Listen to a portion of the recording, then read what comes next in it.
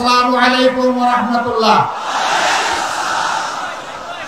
আলহামদুলিল্লাহি রাব্বিল আলামিন ওয়াসসালাতু ওয়াসসালামু আলা রাসূলিল কারীম ওয়া আলা আলিহি ওয়া সাহবিহি ওয়া আহলি বাইতি আজমাইন। বাংলাদেশ জামাত ইসলামী শহীদানের মার্কাজ ঐতিহ্যবাহী সাতক্ষীরা জেলা শাখা আয়োজিত আজকের এই কর্মী সম্মেলনের সম্মানিত সভাপতি,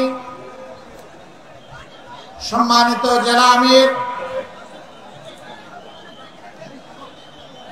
উপস্থিত বিশেষ অতিথিবৃন্দ, বাংলাদেশ জামাতে ইসলামীর নির্বাহী পরিষদের অন্যতম সদস্য, সাতক্ষীরা মাটি ও মানুষের প্রিয়জন জনাব অধ্যক্ষ ইজ্জতুল্লাহ, অন্যতম সদস্য নির্বাহী পরিষদের জনাব মোবারক হোসাইন, সাতক্ষীরা মাটি এবং মানুষের নেতা এবং প্রিয়জন জনাব মুহাদ্দিস আব্দুল খালেক সহ আঞ্চলিক নেতৃবৃন্দ এবং সাতক্ষীরার প্রিয় সহকর্মী ভাই ও বোনেরা, আমি জানি এই কর্মী সম্মেলন শুধু ভাইদের জন্য, কিন্তু বাসার আঙ্গিনায় আসার পথে অনেকগুলা সাদে উৎসুক বোনদেরকে আমি দেখতে পেয়েছি। আজকে তাদেরকে আমরা মাহরুম বলেছি বলে দুঃখিত। আগামীতে তাদের জন্য কোনো আয়োজন করা হবে বলে আমি প্রত্যাশা রাখি ইনশাআল্লাহ। আপনারা সবাই কেমন আছেন? আল্লাহ রাব্বুল আলামিন ইজ্জতের সাথে আপনাদেরকে ভালো রাখুন। এই মাটিকে আমরা খুব ভালোবাসি। কোরআনের পক্ষে কথা বলতে গিয়ে, আল্লাহর দ্বীনের পক্ষে কথা বলতে গিয়ে, মুসলিম নেতৃবৃন্দের পক্ষে কথা বলতে গিয়ে বাংলাদেশের কোন জেলা এত বেশি জীবন এবং রক্ত উপহার দেয়নি। এই জন্য সাতক্ষীরার অবস্থান বাংলাদেশ জামাতে ইসলামের কাছে অনন্য উচ্চতা। আল্লাহ তাআলার দরবারে দোয়া করি, আল্লাহ তাআলা ক্রমাগত ভাবে যেন এই জেলার মর্যাদা বৃদ্ধি করে দেন। সম্মানিত ভাই ও বোনেরা, বাংলাদেশ আমাদের প্রিয় জন্মভূমি। আল্লাহ তাআলার বড়ই মেহেরবানি, দুনিয়ার খুব কম জায়গায় এরকম সুজলা সুফলা শ্যামল দেশ মানুষ পেয়ে থাকে। আমরা এমন একটি দেশ পেয়েছি, মাটির উপরে অফুরন্ত সম্পদ, মাটির গর্ভে অফুরন্ত সম্পদ, সমুদ্রের গর্ভে অফুরন্ত সম্পদ। আমাদের এই সম্পদগুলো জনগণের উপকারে আসছে না। যারা জনগণের ত্রাতা হয়ে কর্তা হয়ে বিভিন্ন সময় দেশ শাসন করেছেন, জনগণের সম্পদ সুকৌশলে চুরি করে তারা তাদের পকেটে ঢুকিয়েছে। এই জন্য বাংলাদেশের জনগণ তাদের প্রাপ্য হিস্সা পায়নি, সুষম উন্নয়ন হয়নি।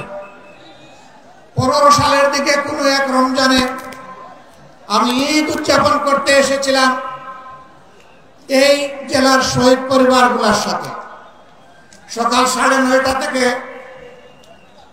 অথবা সকাল 10টা থেকে রাত 9:30 পর্যন্ত আমি এই জেলার ভাঙ্গা ছোড়া খানা খন্দকে ভর্তি রাস্তাগুলা দিয়ে গাড়ি ফেলে আমি এবং আমার সঙ্গী 2টা মোটরসাইকেলে চড়ে সারা জেলা ঘোরার চেষ্টা করেছি।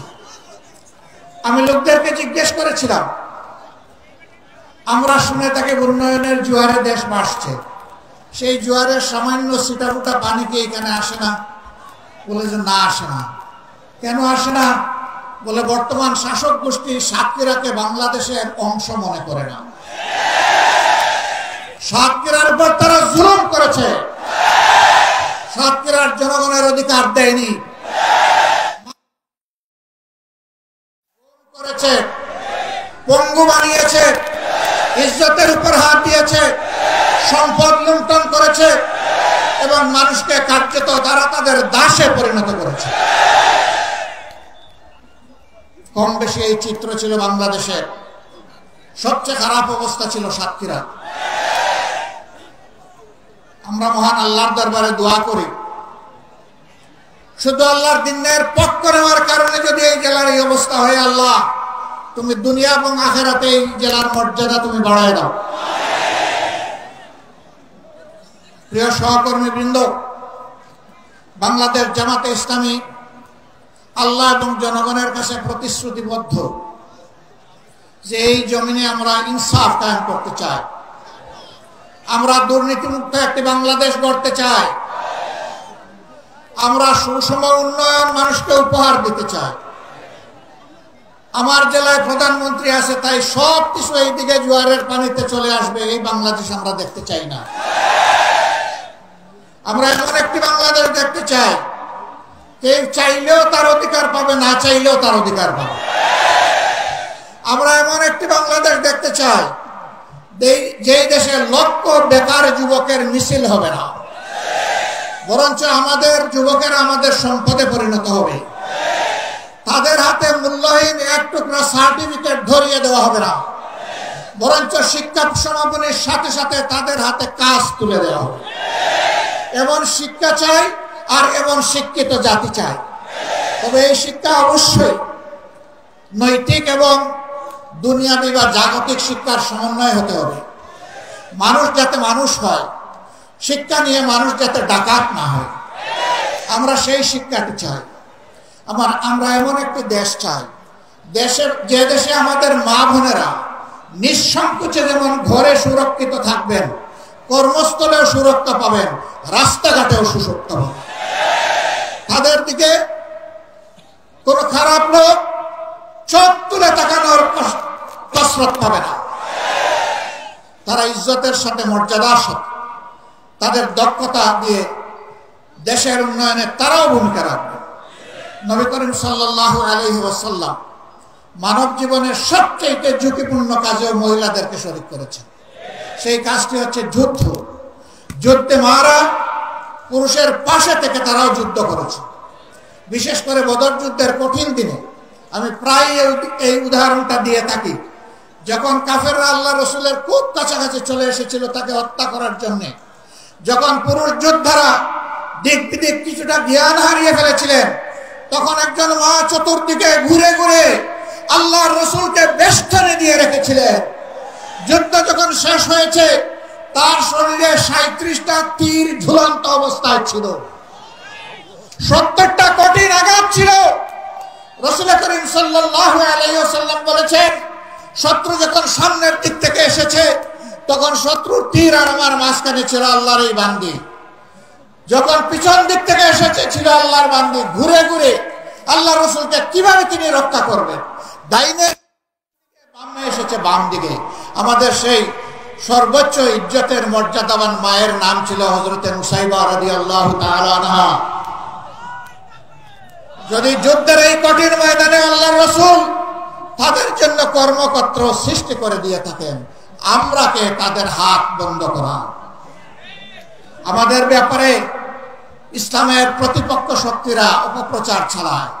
জামাতে ইসলামী ক্ষমতায় গেলে মহিলাদেরকে ঘর থেকে বের হতে দিবে না, আর যদি দেও আস্তে করে এনে জোর করে একটা বুরকা পরাই দেবে। জোর করে পরানো লাগবে না। যে দেশে ইসলাম কায়েম হবে, এদেশের মানুষেরা, মায়েরা আনন্দের সাথে সেদিন তারা ইজ্জতের জন্য তাদের সম্মানের মর্যাদার পোশাক পরিধান করবে। তারপরেও কোনো মা, কোনো বোন যদি এই পোশাকের বাইরে থাকেন, আমরা তাদেরকে কথা দিচ্ছি, নিশ্চয়তা দিচ্ছি, কারো উপর জোর কাটানো হবে না। কারণ এদেশে শুধু মুসলমানরা বসবাস করে না, অন্যান্য ধর্মের লোকেরাও বসবাস করে। তারা তো আমাদের ধর্ম যেহেতু গ্রহণ করেনি, তাদের জন্য ইসলামের প্রেসক্রাইব করা পর্দাও তাদের জন্য প্রযোজ্য নয়। তারা যদি ইসলামের সৌন্দর্যে অভিভূত হয়ে ইসলাম কবুল করে, সেটা ভিন্ন কথা। তাদেরকে ইসলাম গ্রহণ করতে কাউকেই বাধ্য করা হবে না।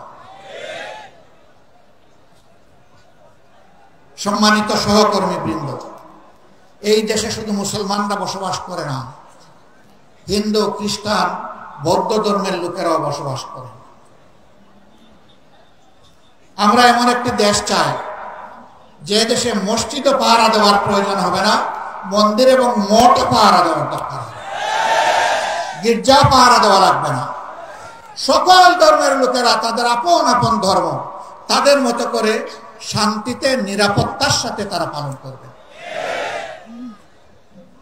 আলহামদুলিল্লাহ, আমাদের দেশটি সাম্প্রদায়িক সম্প্রীতির একটি চমৎকার বাগান, কিন্তু আমাদের বাগানে মাঝে মাঝে হুতুম পেঁচা ঢুকে পড়ে। এই হুতুম পেঁচাদের ব্যাপারে আমাদেরকে সতর্ক থাকতে হবে। আমরা এই সম্প্রীতি নষ্ট করতে দেব না। আমরা এমন একটি বাংলাদেশ গঠন করতে চাই যেখানে মানুষকে তার শিক্ষা কিংবা কাজের ধরন দেখে মর্যাদা দেওয়া হবে না, বরঞ্চ প্রত্যেকটা মানুষকে আশরাফুল মখলুকাত হিসেবে মর্যাদা দেওয়া হবে। আমার দেশের একজন পরিচ্ছন্নতা কর্মী, তিনিও আমার ভিআইপি। তারা যদি 3 দিনের জন্য তাদের কাজ বন্ধ করে, আমরা কেউ ঘর থেকে বের হতে পারবো। তাদের এই কাজ, কঠিন কাজ আমি করতে পারবো না। তারা কষ্ট করে এই কাজটা আমাদের করে দেন, আমি তাদেরকে স্যালিউট জানাই। সে আমার ভাই, সে আমার বোন, সে আমার এই সমাজকে চালু রেখেছে। যে ভাইটি আমার রিক্সা চালিয়ে জীবন নির্বাহ করে, ও রিক্সা না চালাইলে আমি আমার কর্মস্থলে যেতে পারবো না, আমি তাকে স্যালিউট জানাই। আমি দেখবো না তিনি রিক্সাওয়ালা, আমি এটাও দেখবো না তিনি একজন অতি সাধারণ কম শিক্ষিত মানুষ, আমি তাকে তার কাজের মর্যাদা দেব। এইভাবে সমস্ত মানুষ, মুটে মাঝি কুলি, যে যেখানে আমরা আছি, শ্রমিক, কৃষক, আপামর জনতা, বিভিন্ন পেশাজীবী, যার যার পেশায় তিনি মর্যাদা এবং দায়িত্ববোধের সাথে দায়িত্ব পালন করবেন ইনশাআল্লাহ। সেই সম্প্রীতির বাংলাদেশ যদি আমরা গঠন করতে পারি, তাহলে এই সম্প্রীতির বাংলাদেশকে রোকার সাধ্য কারোই থাকবে না। এই জন্য আমরা চাই জাতীয় স্বার্থে দল এবং ধর্মের ঊর্ধ্বে উঠে আমরা থাকবো এক।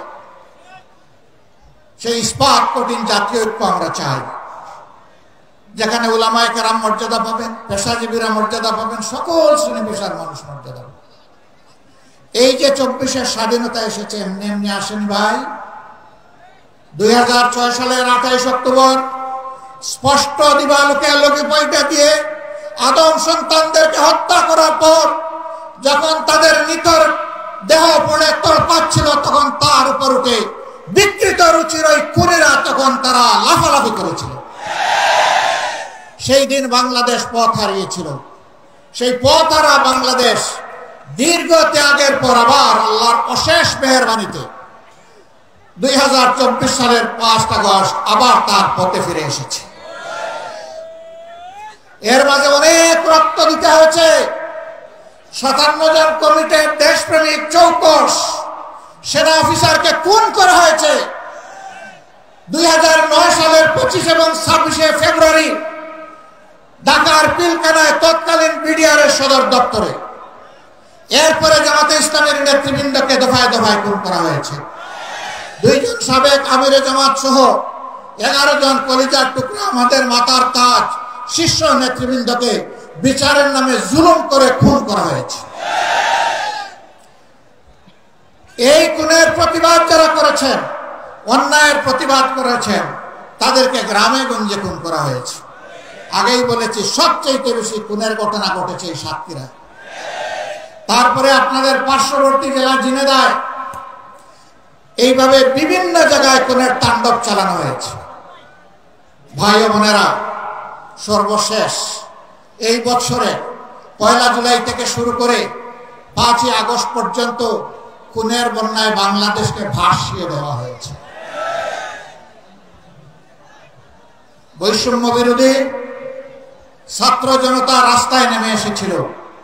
তাদের হাতে কোনো আগ্নেয়াস্ত্র ছিল না, এমনকি তাদের হাতে কোনো ইট পাটকেলও ছিল না।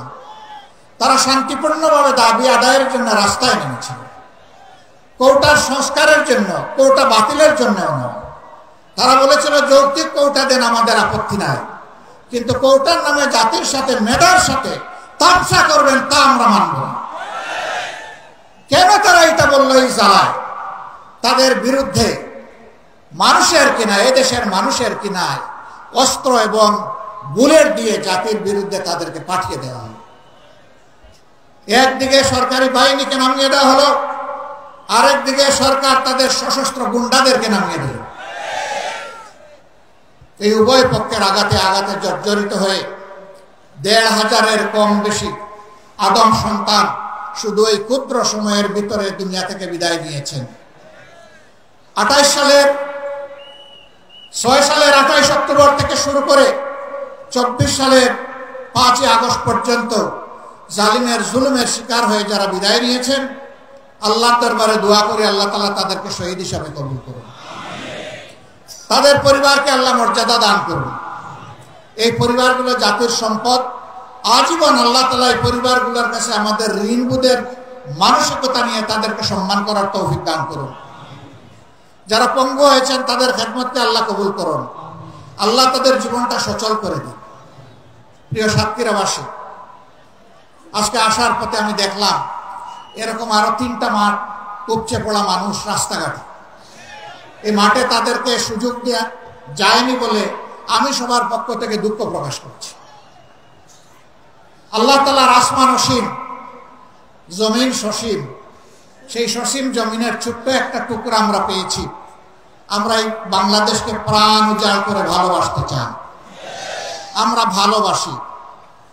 এই জন্য আমাদের কোনো দাদা মামা খালু ফুফির বাড়ি নাই। এটি আমাদের আউয়াল ঠিকানা, দুনিয়ায় এটি আমাদের আখের ঠিকানা। আমাদের উপর জুলুম করা হয়েছে, আমরা দেশ ছেড়ে কোথাও পালিয়ে যাই। দেশকে যারা ভালোবাসে তারা দেশ ছেড়ে পালিয়ে যেতে পারে না। দেশের প্রতি যাদের দায়বোধ নাই তারা যে কোনো সময় দেশকে খোদা হাফিজ বলতে পারে। আমরা বলবো না। আমরা আমাদের আল্লাহর কাছে আমরা খুবই বিনীত, কৃতজ্ঞ। তিনি এমন একটি সুন্দর দেশে আমাদেরকে পয়দা করেছেন। আমরা এই দেশ নিয়ে বাঁচতে চাই, এই দেশেই অন্যায়ের বিরুদ্ধে লড়তে চাই এবং এই দেশকেই আমরা দুনিয়ার একটা শ্রেষ্ঠ দেশে পরিণত করতে চাই। এই সংগ্রামের দায়িত্ব আপনাদেরকে নিতে হবে। আপনারা নেওয়ার জন্য প্রস্তুত? এই হালকা প্রস্তুতি হবে না। আওয়াজ দেন, আপনারা প্রস্তুত? আলহামদুলিল্লাহ, আল্লাহ কবুল করুন। আজকে সারা বাংলাদেশ থেকে গর্জন উঠেছে সিংহের আওয়াজে। আমরা জীবন দিব, কিন্তু আমার দেশের 1 ইঞ্চি মাটি কোনো হায়নাকে দেব না। আল্লাহ তাআলা আমাদেরকে এই শক্তি দান করুন। 24-এর আমাদের সন্তান, বুকের সন্তান, যুবক যুবতীরা, তারা যে অন্যায়ের বিরুদ্ধে বুক চিতিয়ে লড়াই করেছে, আল্লাহর কাছে চাই, হে আল্লাহ তুমি তাদের অন্তর দেশপ্রেম এবং তোমার ইমানের নূর দিয়ে পরিপূর্ণ করে দাও। আর ও ধরনের জেনারেশন প্রজন্ম আমাদেরকে বারবার উপহার দাও। বাংলাদেশের মানুষের ফুলের বাগান তুমি ওই সমস্ত মানুষ দিয়ে পরিপূর্ণ করে দাও। আমরা একটা মানবিক বাংলাদেশ গড়তে চাই।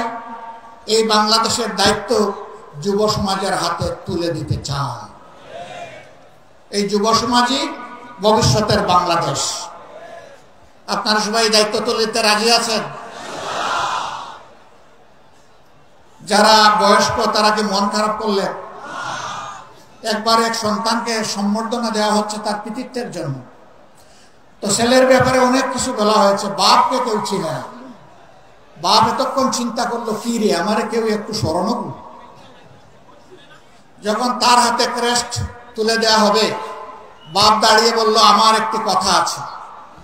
এত সময় আপনারা যাকে সম্বর্ধনা দেওয়ার জন্য অনেক প্রশংসা করেছেন, দেখতে হবে ছেলেটা কার। আলহামদুলিল্লাহ, এক কথায় সব কিছু বুকের ভিতরে এসে গেছে। বুকের ছেলে যেমন বুকে থাকে, বুকের ছেলের কৃতিত্ব তেমন বাবার বুকে চলে আসে। কাজেই আমরা আমাদের সন্তানদের নিয়ে গর্বিত। আলহামদুলিল্লাহ, এমন সন্তান আল্লাহ আমাদেরকে দান করেছেন বলে আমরা আল্লাহ শুকরিয়া আদায় করি। সেই বাংলাদেশে আমরা চাচ্ছি। আমরা ইনশাআল্লাহ আমাদের সন্তানদেরকে সঙ্গে নিয়ে বুকে ধারণ করে আগামীর দায়িত্ব তাদের হাতে তুলে দেব। এই বাংলাদেশ আমরা চাই। এই বাংলাদেশ আপনারাও চান? তাহলে ঘরে ঘরে আওয়াজ ছড়িয়ে দিন। আমাদের কথা খুব সংক্ষিপ্ত। আগেও বলেছি, আল্লাহ যেহেতু এই দেশটা আমাদেরকে দিয়েছেন, আমরা এই দেশটাকে পৃথিবীর একটা শ্রেষ্ঠ দেশ বানাতে চাই ইনশাআল্লাহ। কিন্তু আমাদের আকাশে আজকের মেঘের কথা বলছি না, কালো শকুন এখনো ঘোরাফেরা করতেছে। এই শকুনের দিকে তীর্যক দৃষ্টি রাখতে হবে। কোনো শকুনকে মাটিতে নামতে দেওয়া যাবে না। আপনারা টের পাচ্ছেন মাঝে মধ্যে ফুসফাস। হ্যাঁ, আমরা ধৈর্যের পরিচয় দিয়েছি, ওরা আমাদের ধৈর্যের সুড়সুড়ি দেয়, যেন আমাদের ধৈর্যের বাঁধ ভেঙে তাদের মতো কাণ্ডজ্ঞানহীন আমরা কিছু করে বসি। ওরা বলেছিল আওয়ামী সরকারের পতন হলে মাত্র 2 দিনে 5 লক্ষ মানুষ প্রতিপক্ষের লোকেরা খুন করে ফেলবে। এটা কি বাংলাদেশে হয়েছে? কেন হয় নাই? ওরা কাণ্ডজ্ঞানহীন অপদার্থ ছিল, কিন্তু জাতি অত্যন্ত কাণ্ডজ্ঞান সম্পন্ন। এই জাতি কাণ্ডজ্ঞানহীন নয়। ওরা দেশকে ভালোবাসে না বলে পলায় যায়, এই জাতি দেশকে ভালোবাসে বলেই ওগুলা করতে দেয়নি। অতএব আমাদের ধৈর্যের আর পরীক্ষা নিয়ে কোনো লাভ নাই। আল্লাহর পক্ষ থেকে এই জাতি ধৈর্যের পরীক্ষায় উত্তীর্ণ হয়ে গিয়েছে আলহামদুলিল্লাহ। এই ধৈর্য আমাদেরকে অব্যাহত রাখতে হবে। যে দিক থেকেই আমাদেরকে উস্কানি দেব, কারো পাতা ফাঁদে আমরা পা দিব না ইনশাআল্লাহ। ধৈর্যের সাথে সকল পরিস্থিতি আল্লাহর উপর ভরসা করে আমরা মোকাবেলা করব। আজকে আপনাদের সামনে শহীদ ঈদগায় দাঁড়িয়ে 2টি কথা বলার সুযোগ যে মহান মাবুদ আমাকে দান করলেন, আমি সেই মহান মাবুদের দরবারে শুকরিয়া আদায় করছি। দেশে বিদেশে স্বৈরাচারের হাত থেকে দেশটাকে মুক্ত করার জন্য সমান তালে অনেকে লড়াই করেছেন। আমি আজকের এই জনসভা থেকে প্রবাসে অবস্থারত আমাদের বন্ধুদেরকে বিশেষভাবে আমি অভিনন্দন এবং মোবারকবাদ জানাচ্ছি। তারা লড়াই করতে গিয়ে দেশের ভিতরে তাদের আত্মীয় স্বজনকে নাজেহাল করা হয়েছে। সাংবাদিক কনক সরোয়ার নিউ ইয়র্কে বসে বাংলাদেশের মানুষের অধিকারের পক্ষে লড়াই করেছে। তার বোনটাকে ধরে নিয়ে কিরকম তার সাথে নিকৃষ্ট, ওই জাত যেন আর ফিরে আসতে না পারে। আপনারা সবাই সজাগ থাকবেন তো না ঘুমায় পড়বেন? আল্লাহ তাআলা এই জাতিকে সজাগ থেকে সকল ষড়যন্ত্র মোকাবেলা করার তৌফিক দান করুন। প্রিয় বাংলাদেশকে আল্লাহ তাআলা কবুল করুন। এ দেশের উপর আল্লাহ তার রহমত নাজিল করুন, বারাকা নাজিল করুন, শান্তির ফয়সালা দান করুন। এক টুকরা কোরআনের বাংলাদেশ আল্লাহ আমাদেরকে দান করুন। আপনাদের সকলকে আজকে এখানে আসার জন্য গভীর কৃতজ্ঞতা জানিয়ে, আল্লাহর জন্য ভালোবাসা জানিয়ে, হে আল্লাহ তুমি সাক্ষী থাকো, আমরা শুধুই তোমার জন্য আমরা একে অন্যকে ভালোবাসি। হে আল্লাহ আমাদের এই ভালোবাসাকে তোমার জান্নাতে নিয়ে যাই আল্লাহ। আমরা যেন জান্নাতেও এইরকম মহামিলনে মিলিত হতে পারি রাব্বুল আলামিন।